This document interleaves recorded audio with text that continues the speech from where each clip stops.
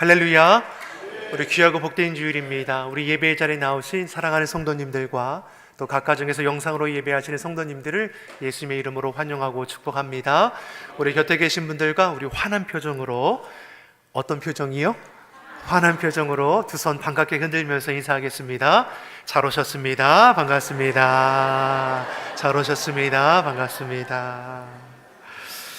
오늘은 3월 둘째 주일이자 우리 교회력으로는 예수님께서 우리의 구원을 위하여 받으신 고난을 기억하며 주님의 그 삶과 말씀을 묵상하면서 경건하게 지내는 사순절 네 번째 주일입니다. 고난의 때가 지나면 부활의 영광이 찾아오는 것처럼 우리 삶의 자리도 마찬가지입니다. 주의 은혜로 어려움의 때를 참고 견디면 기쁨의 날을 맞이하게 될 줄 믿습니다. 이처럼 우리는 믿음으로 살아가는 인생임을 결코 잊혀서는 안 될 겁니다. 우리 교회 표어처럼 믿음에 굳게 서서 감사함이 넘치는 우리 교회, 우리 가정, 우리 10년이 될 줄 믿습니다. 계속해서 3월은 우리 나라와 민족을 위해서 함께 기도하고 있습니다. 우리나라, 이 민족, 거룩한 나라, 정결한 민족이 될 수 있도록, 또 우리 기도해 주신 것처럼 4월에 총선이 있지 않습니까? 하나님을 경외하는 정직한 일꾼이 세워질 수 있도록 여러분 기도해 주시길 바랍니다. 어렵다, 힘들다 하지만 그럼에도 믿는 자를 통해서 하나님의 뜻은 지금도 성취되고 있음을 확신합니다. 그러기에 우리가 그러한 하나님의 일에 참여할 수 있기를 간절히 축복합니다. 우리 곁에 계신 분들과 다시 한번 이렇게 축복하겠습니다. 하나님께서 지키시고 도우십니다. 하나님께서 아멘이시죠? 하나님께서 우리의 삶을 지키시고 도우심을 믿습니다. 막연한 인생길이 아니라 주님과 동행하는, 하나님께서 우리의 갈 길을 인도하시는, 보호하시는 축복의 길이 됨을 믿습니다. 앞서서 가상 7원의 말씀으로 은혜를 나누었습니다. 십자가에 달려 모진 고통 당하신 예수님께서는 그 고통 속에서도 죄인들을 위한 용서의 기도를 드리셨습니다. 구원의 은혜를 베풀어 주셨고 사랑의 섬김을 당부해 주셨습니다. 또한 죄의 결과가 사망임을 우리로 분명히 알게 하시고 인류의 모든 죄짐을 대신 십자가에서 다 담당하셨습니다. 십자가에서 대속죄물 되어 주심으로 하나님의 구원 계획을 완수하셨습니다. 다 이루신 것이죠. 그 피값으로 우리가 구원함을 입었습니다. 이처럼 십자가는 우리를 향한 하나님의 사랑의 증거입니다. 하나님이 우리를 사랑한다는 증거가 어디 있습니까? 십자가에 있습니다. 여러분, 누군가에게 물어보면 담대히 대답하십시오. 십자가 하나님의 사랑의 증거입니다. 로마서 5장 8절이 우리에게 이렇게 말씀하는 것이죠. 로마서 5장 8절의 말씀 같이 보겠습니다. 우리가 아직 죄인 되었을 때에 그리스도께서 우리를 위하여 죽으심으로 하나님께서 우리에 대한 자기의 사랑을 확증하셨느니라. 아멘. 하나님의 사랑은 말씀만의 사랑이 아닌 것이죠. 죄와 허물로 죽어 마땅한 죄인들을 위해 자신의 독생자 예수님을 십자가에 못 박아 죽이기까지 하는 그 사랑입니다. 우리를 향한 사랑의 증거, 십자가로 확증되었습니다. 하나님은 자신의 아들 예수를 십자가에 죽게 할 만큼 우리를 사랑하신 것이죠. 십자가는 하나님이 어떻게 죄인을 용서하셨고 사랑하셨는지를 밝히 보여주고 있습니다. 그러기에 사순절기에 우리는 조금 더 주의 말씀과 그 삶을 묵상하면서 그 사랑 앞에 우리의 삶을 경건히 세워가야 할 줄 믿습니다. 사랑하는 성도 여러분, 사순절기를 보내고 있습니다. 주의 말씀, 그 삶을 우리가 묵상하기를 바랍니다. 그 은혜 가운데 거하고 우리가 죄를 멀리하고 정결하게 설 수 있도록 늘 깨어 기도하고 주의 말씀에 순종하기를 기뻐하는 저와 여러분이 되기를 예수님의 이름으로 축원합니다. 예수님께서 십자가에 운명하셨습니다. 이제는 그 시신을 수습해야 하는 것이죠. 그런데 누구도 나서지 못하는 상황 가운데 있는 겁니다. 누가 감히 예수님의 시신을 수습할 수 있겠습니까? 이때 한 사람이 나오죠. 그게 누구라고 말씀합니까? 아리마대 요셉입니다.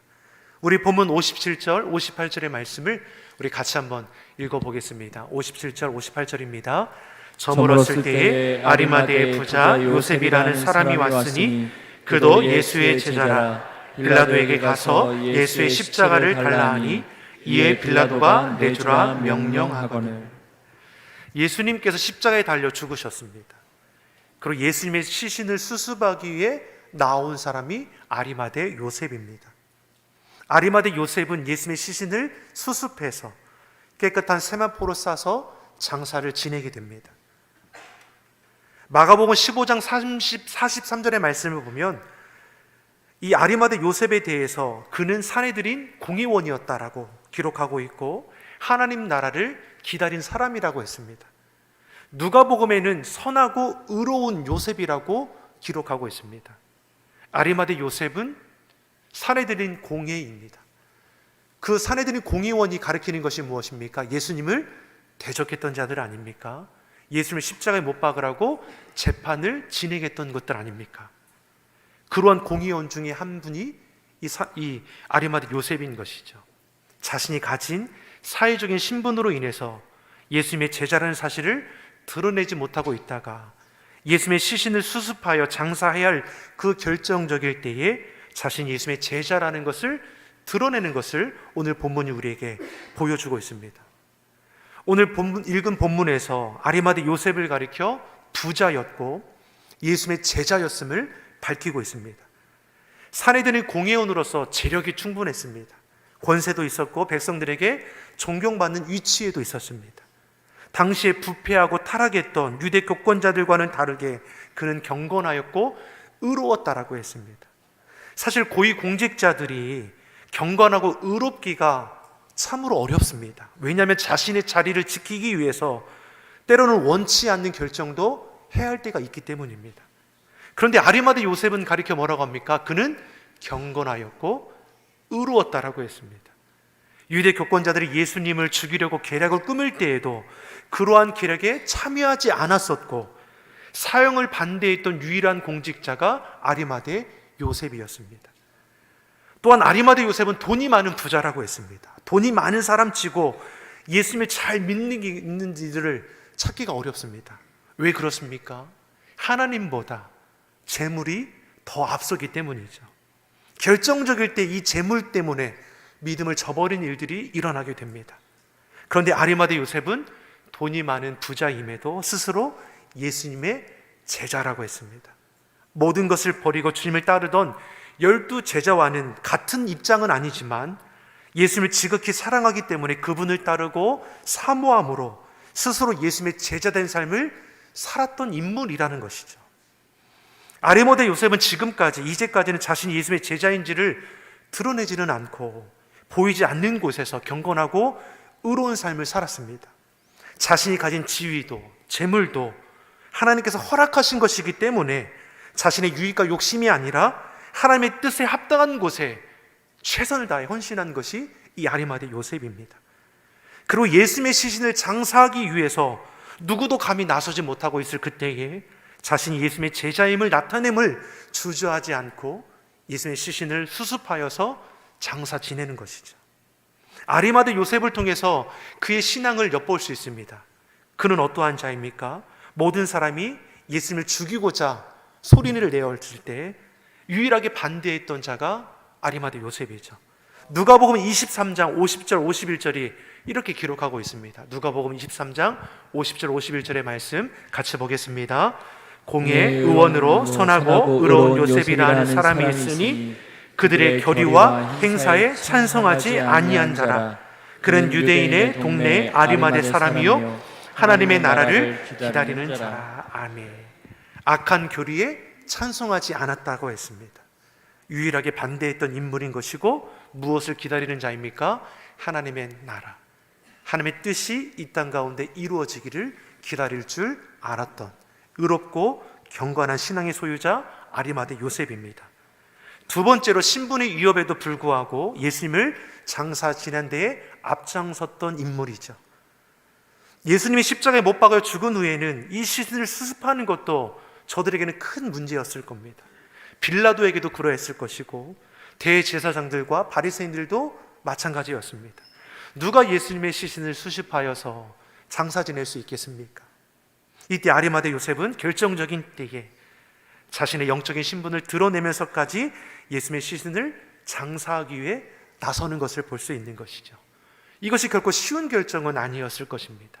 그럼에도 의롭고 경건한 예수님의 제자된 그 삶을 살 수 있는 그 모습을 우리에게 보여주고 있는 것이죠.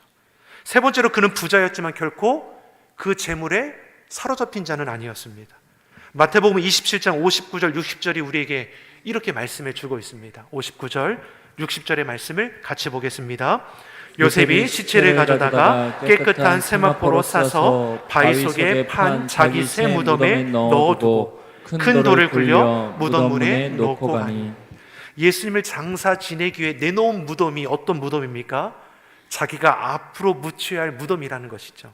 돈이 많으니까 자신을 위해 얼마나 값비싸고 좋은 무덤을 준비해 놓았었겠습니까? 그 무덤을 예수님의 장사를 위해서 내어놓은 것이죠.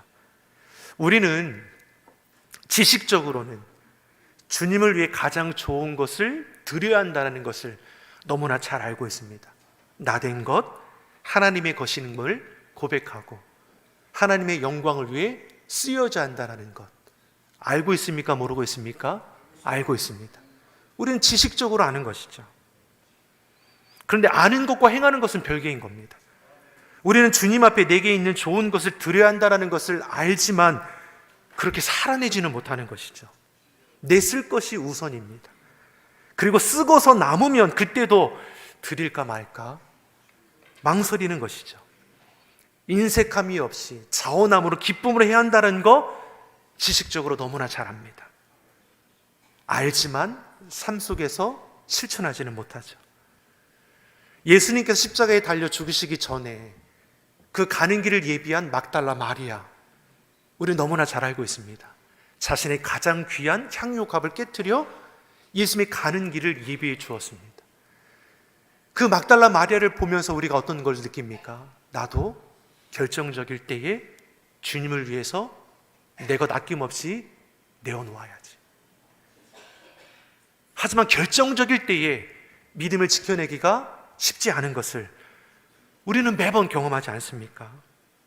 그런데 오늘 본문의 아리마대 요셉은 어떠합니까? 결정적일 때에 내가 예수 그리스도의 제자라는 것을 드러내면서 예수님을 수습하여 장사 지내는 것을 볼 수 있습니다.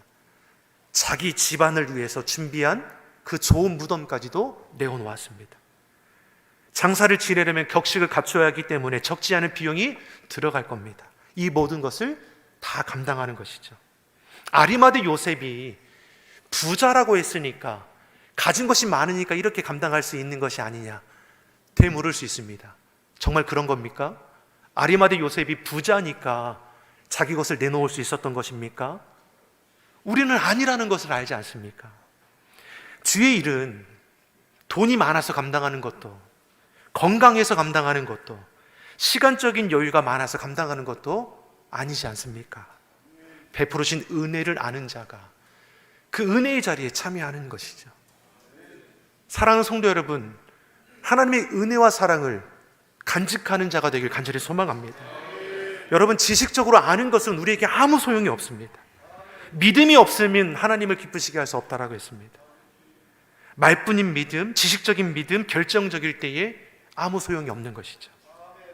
아리마대 요셉은 예수님이 죽은 지 사흘 만에 다시 살아나실 것을 알고 이렇게 행동한 것도 아닙니다.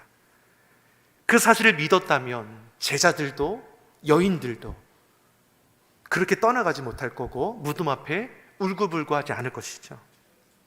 아리마대 요셉은 예수님에 대한 충성됨, 헌신됨으로 일이 감당하고 있는 것입니다. 요셉의 믿음은 예수님이 십자가에 달려 죽었을지라도 달라지지 않았습니다. 아리마대 요셉뿐만 아니라 61절의 말씀을 보면 막달라 마리아와 다른 여인의 모습을 우리가 보게 됩니다. 이들이 무덤을 향하여 앉았다라고 했습니다. 이들은 십자가 사건 이전에도 예수님을 따랐던 여인들입니다. 예수님이 십자가를 지시는 동안에도 그 곁을 지켜냈던 여인들입니다. 그리고 예수님께서 십자가에 운명하시고 시신이 수습되어질 때에도 계속해서 예수님 곁을 지키고 있습니다. 이들이 예수님이 다시 살아날 것을 알고 맞이하기 위해서 있는 것입니까? 그렇지 않습니다. 그러기에 더욱더 대단한 것이죠. 무엇을 바라는 것이 아닙니다. 남들이 다 떠난 그 자리를 묵묵히 지키고 있습니다. 대부분의 사람들은 큰 일에 대해서는 열심을 냅니다. 자신의 이름을 내는 자리에는 열심하는 것이죠. 그렇지 않은 데에는 열심하지 않습니다. 인정받고 칭찬받는 자리에서는 열심하지만 그렇지 못한 자리에는 서기를 원하지 않습니다. 이것을 바른 신앙의 모습이라 할 수 있을까? 그렇지 않을 것입니다. 자신의 이름이 드러나든 그렇지 않든, 인정과 칭찬을 받든 받지 못하든 하나님을 기쁘시게 하는 그 자리라면 우리는 서는 자가 되어야 할 것입니다. 주님을 기쁘시게 하는 일에 묵묵히 사명 감당할 줄 아는 저와 여러분이 되기를 예수님의 이름으로 축원합니다. 주의 일을 하는 데에서 여러분 무엇이 중요한 것입니까? 그 어떤 자격이 있고 조건이 있는 것입니까? 받은 은혜와 사랑에 감사하고 행하는 모든 일들은 하나님을 기쁘시게 할 것입니다. 휴지 하나 줍는 것까지도 주의 영광을 위해 행하는 것을 하나님은 기뻐 받아주시는 것이죠. 본문의 여인들은 무슨 일이 있어서 무덤 앞에 앉아 있었던 것이 아닙니다.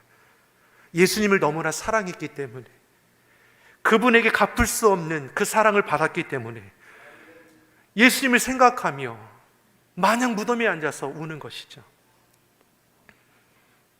무엇을 원해서도 자신의 이름을 내기 위함도 아니라 주님을 향한 그 마음 하나입니다. 여러분, 우리가 무엇으로 주님을 기쁘시게 할 수 있습니까? 오직 한 가지입니다. 주님을 향한 우리의 마음, 우리의 믿음입니다. 예수님이 살아계실 때에도, 예수님이 죽었을 때에도 이들의 마음은 변함이 없습니다. 아리마다 요셉, 여인들의 그 믿음과 주님을 향한 마음은 한결같았습니다. 사랑하는 성도 여러분, 건강할 때나 불편할 때나 주님을 향한 우리의 마음이 달라지지 않기를 간절히 소망합니다. 성공할 때나 실패할 때나, 가진 것이 많을 때나 가진 것을 잃을 때나 주님을 향한 우리의 마음이 달라지지 않아야 하는 것이죠. 달라진다고 하면 무엇이 문제인 겁니까? 우리의 병을 고쳐주시고 사업이 부흥되어야만 우리가 예수님 잘 믿는 겁니까? 자녀들이 좋은 대학에 진학하고 취업을 잘해야지 우리가 예수님 잘 믿겠습니까? 내 몸이 병들고 때로는 어려운 일을 겪게 될지라도 우리의 신앙과 우리 믿음은 변함이 없어야 하는 것이죠. 이것이 바른 신앙 아니겠습니까? 살아도 주를 위해, 죽어도 주를 위해. 신앙생활하다면 이 말씀을 많이 듣습니다. 살아도 주를 위해, 죽어도 주를 위해. 저 따라하겠습니다. 살아도 죽어도 주를 위해. 우리 가슴에 손을 얹고 한 번만 더 해보겠습니다. 살아도 죽어도 주를 위해. 시작. 살아도 죽어도 주를 위해. 아멘. 우리 마음이 좀 뜨거워지지 않습니까? 여러분 처음 들어보셨습니까? 아니잖아요. 살아도 주를 위해, 죽어도 주를 위해. 참 두려운 고백인 것이죠. 하지만 그러기 우리가 끝까지 놓치지 않아야 할 고백입니다. 내가 그렇게 살아내든 아직 연약하고 부족해서 그렇게 살아내지 못하든 우리는 날마다 고백하는 것이죠. 살아도 주를 위해, 죽어도 주를 위해. 이러한 고백을 통해서 하나님은 우리를 변화시켜 가고 있음을 믿습니다. 영광을 받아도 주를 위해, 수치를 당해도 주를 위하는 것이 오늘 본문의 여인들의 믿음이고 아리마다 요셉의 믿음입니다. 그리고 우리의 믿음이 되어야 하는 것이죠. 이 여인들은 예수님께 사망 권세 이기고 다시 사셨을 때에 부활의 주님을 만나는 첫 증인이 됩니다. 여러분, 이런 은혜를 우리가 날마다 맛보며 누리기를 간절히 소망합니다. 자, 그런데 무덤 곁에는 믿음의 신실한 자만 있었던 것이 아니라 저들을 십자가에 못 박아 죽였던 대제사장들, 바리새인들도 있었다라는 것이죠. 근데 그 모습은 전혀 다릅니다. 우리 본문 62절에서 64절의 말씀을 같이 읽어보겠습니다. 62절에서 64절의 말씀입니다. 그 이튿날은 준비일 다음 날이라 대제사장들과 바리새인들이 함께 빌라도에게 모여 이르되 주여 저 속이던 자가 살아있을 때에 말하되 내가 사흘 후에 다시 살아나리라 한 것을 우리가 기억하노니 그러므로 명령하여 그 무덤을 사흘까지 굳게 지키게 하소서.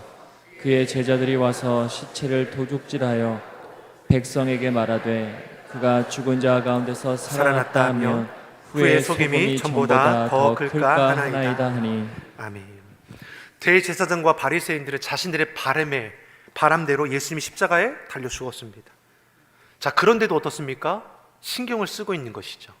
무엇이 신경이 쓰이는 겁니까? 예수님께서 십자가에 달리기 전에 자신은 3일 만에 다시 살아날 거라는 그 말씀이 저들 귓가에 떠나지 않는 것이죠. 예수님의 제자들이나 무덤을 지키는 여인들은 정작 예수님의 부활을 생각지도 않았습니다. 그런데 믿지 않는다라고 부정했던 대제사장들과 바리새인들은 그 예수님의 말씀에 붙들려 있는 것이죠. 다시 살아나겠는가? 혹시나 하는 마음에 무덤을 지키는 겁니다. 혹시 제자들이 예수님의 시신을 훔쳐다가 부활한 것처럼 꾸미면 어떻게 할까? 갖가지 생각을 다 가지면서 불안하고 초조한 모습을 보이고 있는 것이죠. 빌라도에게 찾아가서 무덤을 지키게 해달라는 겁니다. 사흘까지 굳게 지켜달라고 하면 그 말씀이 진짜인지 아닌지 알게 되는 것이죠. 자기들이 그렇게 바라던 예수가 죽었음에도 불구하고 그 마음이 편치 않습니다.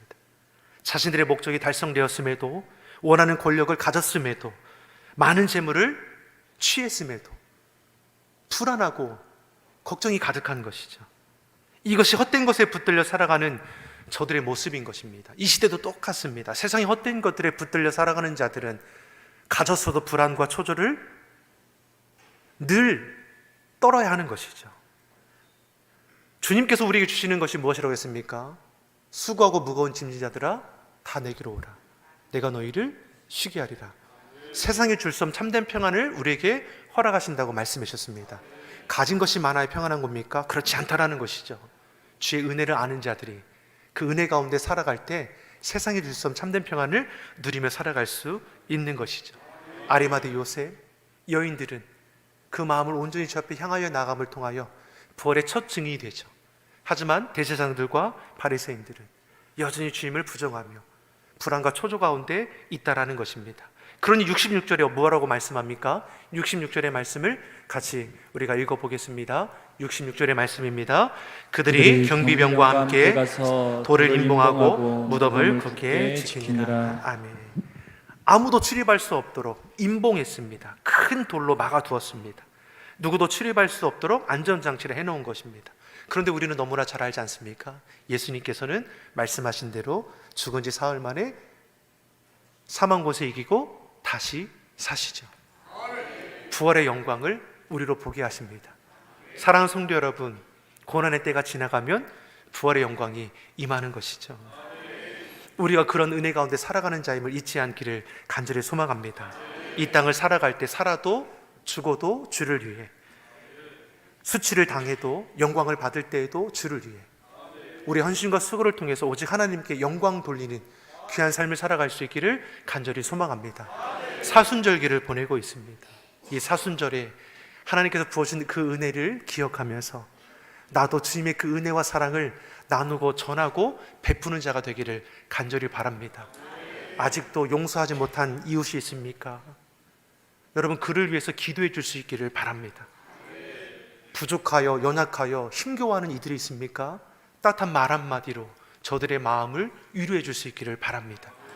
주님이 생명을 다해 우리를 사랑하신 것처럼 우리는 그렇게까지는 하지 못할지라도 주의 사랑을 아는 자로서 이웃을 돌아볼 수 있는 넉넉함이 있기를 예수님의 이름으로 축원합니다.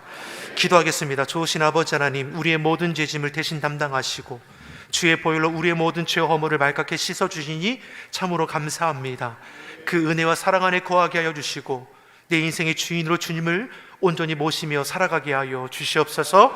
살아도 주를 위해, 죽어도 주를 위해, 영광을 받아도 수치를 당해도 주를 위해 행하게 하여 주시옵소서.